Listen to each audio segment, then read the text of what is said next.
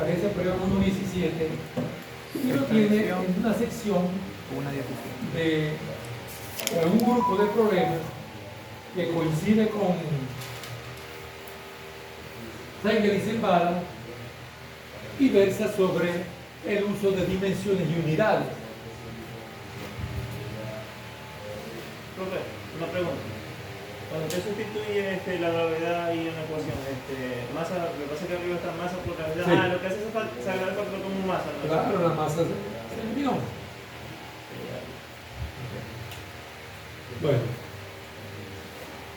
ya este sí es un problema más de mecánica de los fluidos. Una tubería circular del diámetro interno de mayúscula, por la cual circula un caudal Q. Q no es calor, sino flujo volumétrico,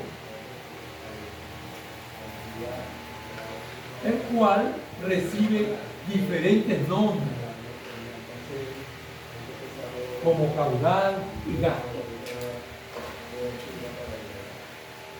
Como mencioné cuando revisamos el programa de la asignatura, algo muy importante va a ser poder calcular la caída de presión en un tramo recto de tubería. Hay una correlación. Por correlación usualmente se entiende en la materia de termociencia.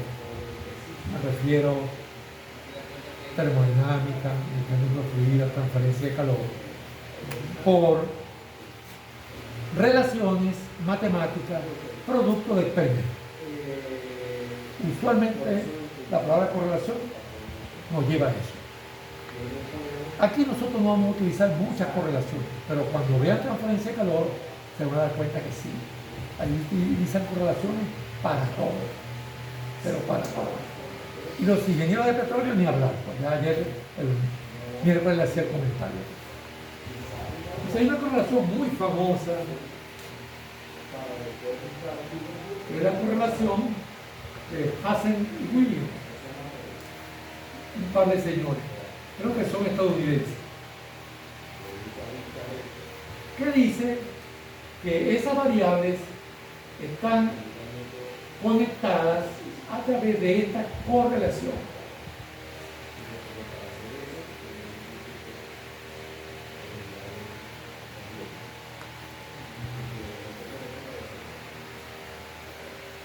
Una constante multiplicado por el diámetro de la 263 y por la caída de presión dividida por la longitud a la 0,54. Por cierto, fíjense que delta P sobre L es otra vez un gradiente. Este es un gradiente. Me dice cuánto disminuye la gravedad por unidad de elevación. Este cociente me dice cuánto disminuye la presión por unidad de elevación. A esto se le llama el gradiente longitudinal, porque es a lo largo del flujo.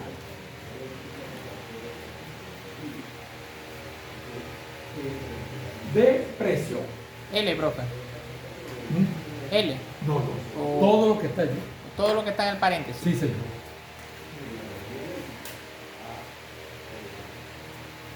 Las preguntas son dos. Primera pregunta. ¿Cuáles son las dimensiones de la constante 61.9? Y segunda,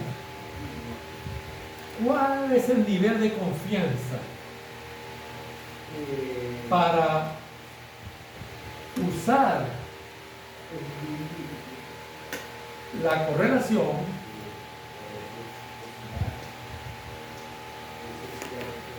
para varios fluidos, es decir, líquidos y gases?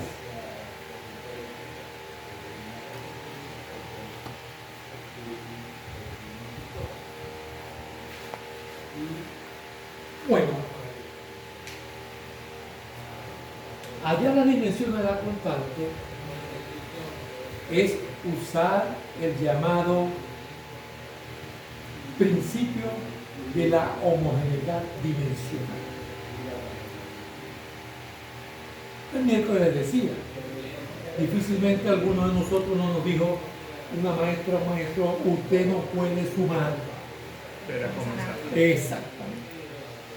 Entonces fíjense, el miembro derecho yo puedo establecer los términos que tienen ahí significado, D, delta, P y L, yo puedo establecer la dimensión. Y el miembro izquierdo también puedo establecer la dimensión. Si no son iguales, quiere decir que 61.9 debe tener dimensión, para que cuando lo multiplique por el resto, me dé la lectura. Entonces, ¿qué debo hacer? Escribir las dimensiones de Q, las de D, la de delta P y la de L. Hallar las dimensiones de este grupo, compararla con las de Q, ver si son iguales. Si no son iguales, porque si son iguales, 61.9 es un número, más nada. Pero si no son iguales, este va a ser quien va a aportar la diferencia. ¿Okay? Ahí se está haciendo algo que es básico en el análisis dimensional, ese del cual les hablaba. No es lo único, pero eso es básico. Okay, vamos a hacerlo todos. Profe, la letra D significa ahí qué? Diámetro. Ok, el diámetro. L y delta P son la longitud. La longitud y la caída de presión en esa longitud. Ok, O sea, es un fluido que está avanzando por el interior de una tubería. ok. Y tú te preguntas, ¿cuánto cambia? O mejor dicho, ¿cuánto es el caudal circular? Si tú conoces el diámetro, la longitud y la caída de presión.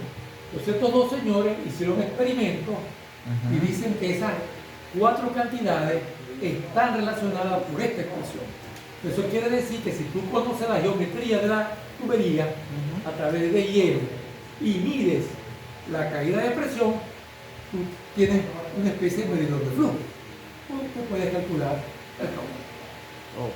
Es muy fácil medir la diferencia de presión con un manubrio.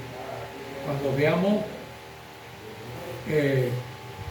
hidrostática, vamos a reiterar algo que ustedes ya usaron en las prácticas de termodinámica 1, porque aquí midieron presiones manométricas o relativas y también midieron esta presión atmosférica. Bueno, entonces como dije, pongamos las dimensiones. Permítanme escribirlas todas.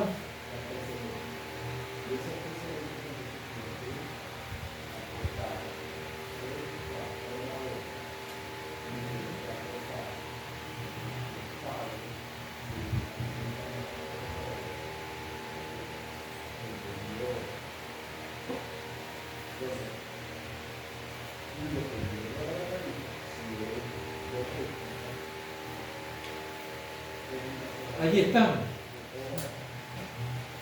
Algunas son obvias, como de hielo. Otras, simplemente el nombre no lo dice. Si este es el flujo volumétrico, tendrá que ser volumen por unidad. Esta sí hay que trabajarla. Todos los problemas va a ser así. Yo voy a poner cositas que ustedes tienen que verificar. Entonces, ¿cómo trabajamos la diferencia de presión? Bueno, que sea diferencia de presión o que sea presión a seca es irrelevante. Es la misma dimensión y la misma unidad. La presión, sin embargo, es un esfuerzo. Quiere decir que es fuerza sobre área. ¿Cierto? Las dimensiones de área son longitud al cuadrado. Fuerza, según la segunda ley de Newton, es masa por aceleración. Entonces sus dimensiones son masa por longitud sobre tiempo cuadrado. Así es como se saca. Pero usted utilizó allí la segunda ley de Newton. Claro, pero simplemente para escribir las dimensiones. No es que estoy utilizando la ecuación. O sea, no voy a hacer cálculo con esa ecuación. Simplemente como una ecuación que tengo yo en mi mente, la utilicé rápidamente para poder escribir las dimensiones de presión. Entonces a veces va a ocurrir así, que nos conseguimos con una cantidad que no tenemos en nuestra mente sus dimensiones. Pero lo que tenemos que recordar es una manera, no importa cuál, de calcular esa cantidad. Si recordamos de esa manera, podemos hallar las dimensiones. Por eso dije, y repito, fuerza sobre área. Dimensiones de fuerza, masa por aceleración. Yo nada hago con decir fuerza Newton, porque Newton no es una dimensión. Newton es una unidad. ¿Ok? Aquí estamos lidiando con dimensiones. ¿Estamos claros bien? Ok. Profe, allí en ese caso, como dice delta P, la L iría para abajo, la T abajo pero al cuadrado. Y lo de eso es una ¿qué? Una M. Masa. La de la masa. Sí. Ok. Entonces, la T significaría Longitud. De tiempo. Sí, pero ahí es como dimensión. Lo que está siempre entre corchetes es dimensión. No la confundamos con esto. Es más, podemos hacer algo para que no haya confusión.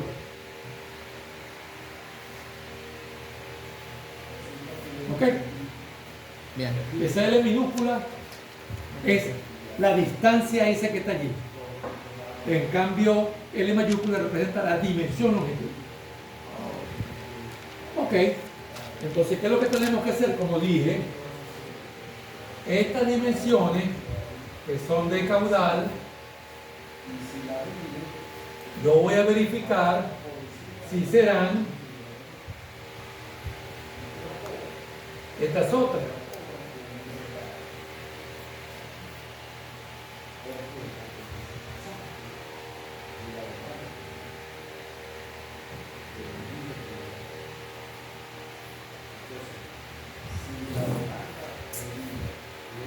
Pero una manera muy rápida y efectiva de verificar esto es hacer esto.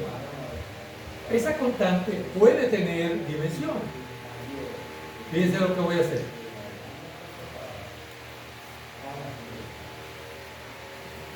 Yo digo que tiene dimensiones L a la A, T a la B y M a la C. ¿Ok? Ahora vengo y como L, T y M son dimensiones independientes, el exponente que tenga L en la derecha tiene que ser igual al exponente que tiene L en la izquierda. Eso me da una ecuación. Otra ecuación la hago con los exponentes de M y otra ecuación con los exponentes de T. Escribo eso. Aquí hice otro pasito que va a ser muy común en análisis dimensional.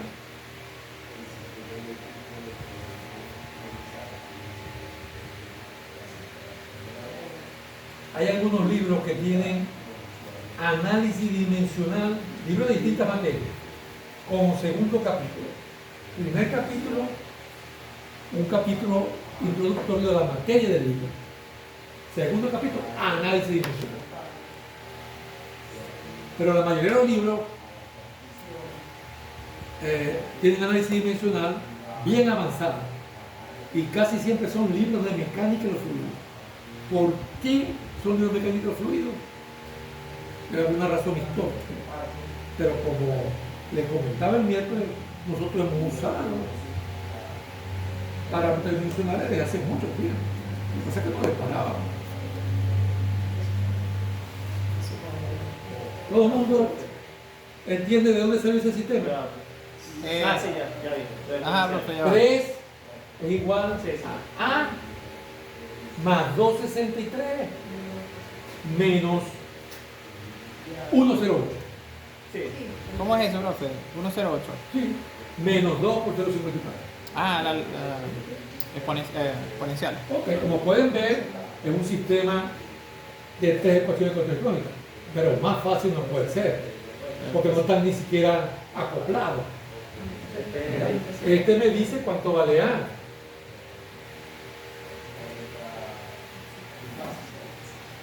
Este me dice cuánto vale B. Y este me dice cuánto vale C.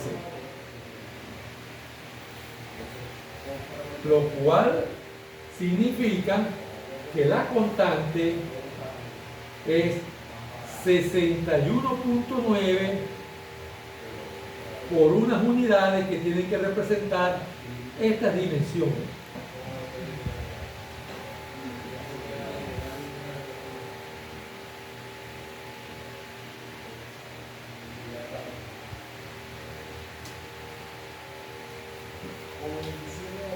Ustedes me dirán, ah, pero ¿cuáles unidades son esas?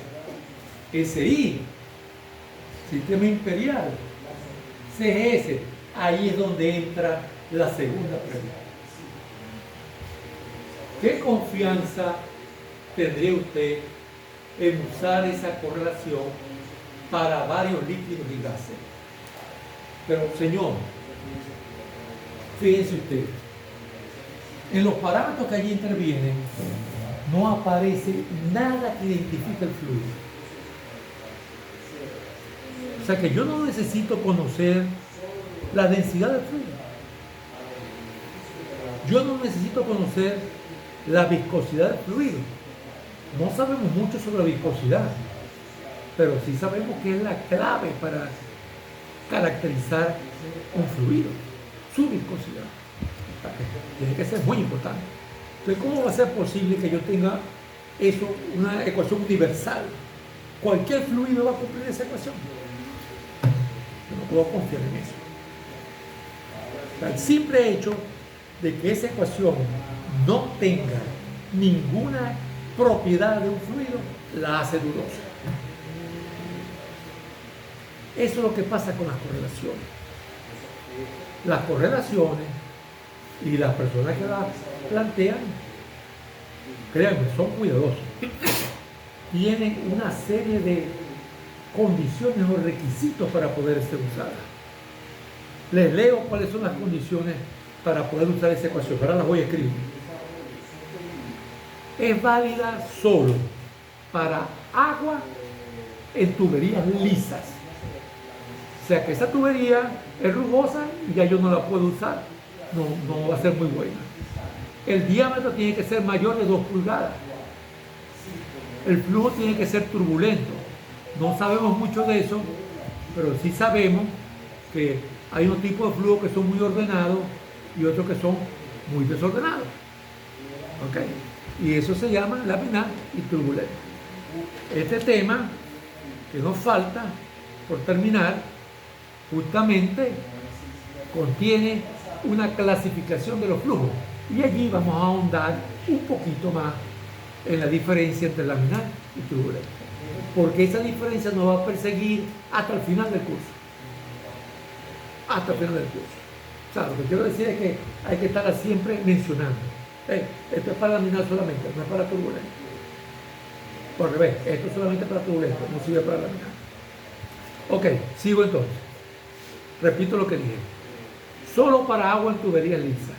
Tuberías mayores de 2 pulgadas de diámetro interno. Flujo turbulento. La velocidad tiene que ser menores de 10 pies por segundo. O sea que no pueden ser una velocidad muy grande, a pesar de que el flujo es turbulento. Y lo más importante, solamente se pueden utilizar allí unidades inglesas. Bueno, fíjense que con esto todavía queda una duda. Unidades inglesas. Ajá. Y ese diámetro estará en pies o en pulgadas. Porque las dos son unidades inglesas. Lo más probable es que sea pulgada, por lo que dije que mayores de 2 pulgadas. Lo más probable es que sea pulgada. ¿Okay? Pero entonces, cada vez que nosotros queramos utilizar una correlación que proviene de experimentos, lo que hay que buscar son las restricciones. Porque es muy común utilizar la correlación errónea. O sea, que no es aplicable a lo que yo ando buscando. Pero a veces uno está tan desesperado que no lee la letra chiquita. ¿Me entiendes? Es como el que firma un contrato y en la letra chiquita dice, al salir de aquí ya dejaste de ser dueño de lo que compraste. Y él no lo leyó porque estaba muy contento porque compró lo que siempre quiso. Así pasa a veces con las correlaciones. Yo necesito algo para calcular tal. Aquí está. Bla, bla, bla, bla, bla. Una vez nosotros queríamos hacer algo para simular flujo en espacio cerrado, producto de flotación. Ustedes saben que, por ejemplo, si esta pared, como está caliente en la tarde, entonces el aire que está con esa pared tiende a subir porque baja su densidad. Al subir, mueve el fluido hacia allá, pero aquella pared está más fresca, entonces allá ocurre al revés, baja el fluido y viene para acá.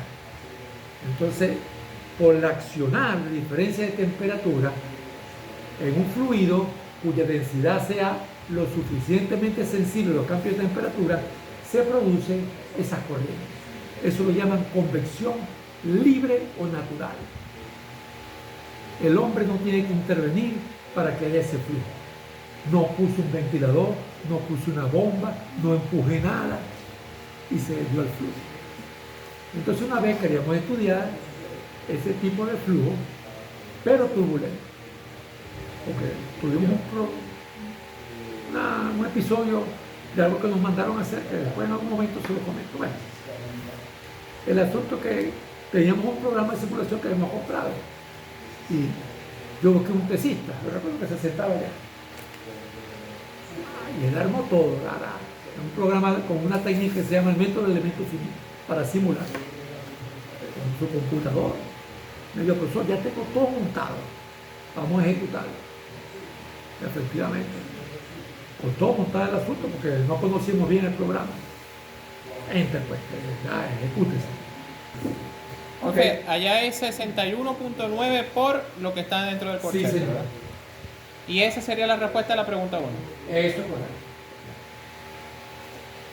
La respuesta a la pregunta 2 es ninguna confianza, porque allí no aparece ninguna propiedad. Entonces, quiere decir que de lo que dije, que ahora lo voy a escribir, posiblemente esto sea pulgadas a la 1,45, segundo a la 0,08 y libras, masa, a la menos 0,54. Como probable que sea sistema inglés y con longitudes en pulgadas. Una pregunta. ¿Sí? Si hubiese dado una dimensión conocida en esa correlación, si se tuviera la confianza, ¿verdad? No, si hubiese aparecido alguna propiedad. ¿Cuál es el fluido allí en esa ecuación? Si te dan esos datos y no te dicen cuál es el fluido, ¿puedes tú utilizar esa ecuación? Bueno, si tienes el diámetro, la caída de presión o longitud, tú dirías que sí. Quiere decir que no te importa cuál es el fluido. ¿Pero qué es eso? Una correlación universal. Si no es para todo fluido. O sea que yo la puedo utilizar para aceite y la puedo utilizar para aire. No. Ahí es donde entra el juego que nosotros sepamos qué produce la caída de presión. Lo hemos dicho, lo hemos demostrado. La caída de presión es el efecto de la fricción. Entonces no va a ser lo mismo que ahí circule aire, agua o aceite. Tiene que ser resultado distinto. O sea, tú tienes el mismo diámetro, la misma longitud y pasa el mismo caudal de aire, de agua y de aceite y no va a conseguir ningún tapete. Entonces esa ecuación no sirve. Universal. Vamos a escribir eso. Profe, eso que hallamos ahí, lo que dice constante, ¿verdad? Que dice dimensiones de la constante 61.9. De esa ecuación, ¿qué valor es? Estas son las dimensiones. Aquí te dice la constante es 61.9 por unas unidades que tienen la siguiente dimensión. ¿Ok? Pero de la ecuación Q no estamos hallando nada, correlación Jensen-Williams. No te entiendo. O sea, de esa, del caudal, el Claro, aquí la diámetro. puse, aquí está. Esta ecuación la escribí aquí con las dimensiones. Recuerda que lo que estamos es haciendo que las dimensiones de este miembro sean iguales a las dimensiones de este otro. Para que eso sea cierto, esta constante no es un mero número, sino que es ese número multiplicado Ah, ok. por unas unidades que representen estas dimensiones. Y asumimos que están en el sistema inglés. Bueno, eso uno va a cualquier libro y averigua cuáles son las condiciones de las correlaciones Hansen-Williams y dice esto O- que mencioné que ahora paso a escribir.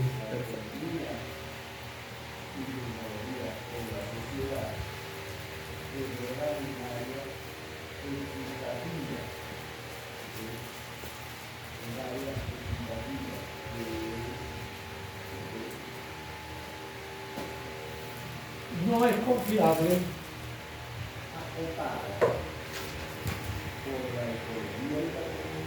por cuanto no aparece ninguna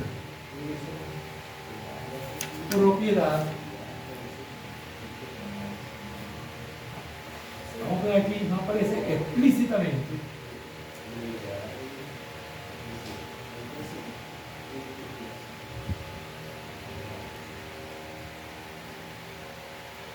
ninguna propiedad del fluido.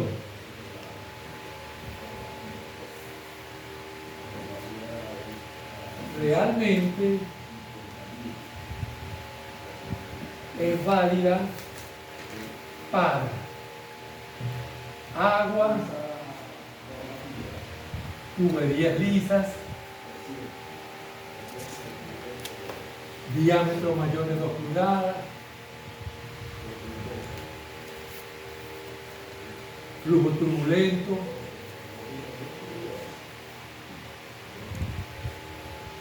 velocidades menor que 10 pies por segundo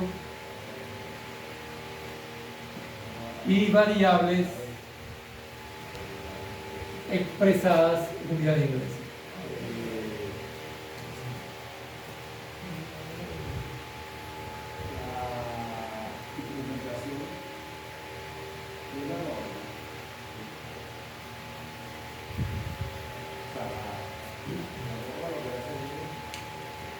Y vuelvo con el asunto de la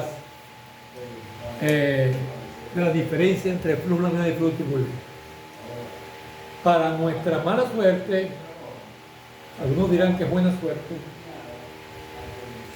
la mayoría de los flujos naturales o creados por los seres humanos son turbulentos. Es raro el caso de flujo laminar común, pero claro que los hay. Por ejemplo, yo recuerdo un compañero de estudio allá en Inglaterra que venía del Sudán, en África.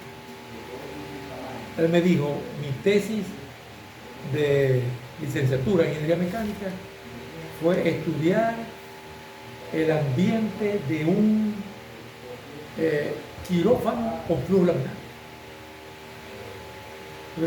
Me llamó la atención eso, un quirófano con flujo laminar. Entonces, aparentemente hay algunas operaciones que tienen que hacer que no admiten ninguna irregularidad en el flujo. Son más importantes de lo que uno piensa y tienen mucha información. Este es un caso de flujo interno, que es uno de los 3 temas de aplicación. Los 3 temas de aplicaciones son flujo interno, sistema de bombeo y flujo externo. Los flujos externos para nosotros es una aplicación de poca importancia. Les advertí que en tus máquinas quizás hablan más de los parámetro de flujo interno que en un mecanismo de flujo. Vamos entonces, sin embargo, a resolver un tercer problema